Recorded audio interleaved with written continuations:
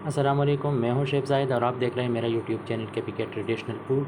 आज हम पिज़्ज़ा बना रहे हैं बग़ैर ओवन का, और वो भी ब्रेड से। जो आपके पास ब्रेड घर में पड़ी है उससे आप पिज़्ज़ा बना सकते हो।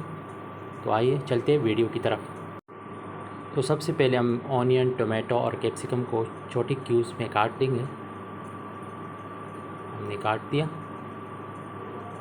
अब हम चिकन को काटते छोटी क्यूब्स में। अब हम इसको मैरिनेट करते हैं। इसमें हमने लहसुन डाला, क्यूमन पाउडर डाला, कोरिएंडर सीड डाला, रेड चिली पाउडर, गरम मसाला पाउडर और हल्दी, और थोड़ा सा कुकिंग ऑयल, सॉल्ट ऐड किया और इसको मिक्स किया अच्छी तरह। मिक्स करने के बाद हमने ब्रेड लिया।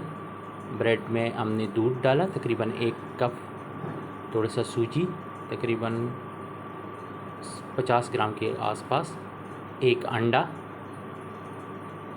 और इसको मिक्स किया अच्छी तरह। थोड़ा सा सॉल्ट ऐड किया। सॉल्ट ऐड करने के बाद हमने एक फ्राई पैन गर्म किया, उसमें हमने चिकन को कुक करना शुरू किया। चिकन को कुक किया कोई 5 मिनट के लिए।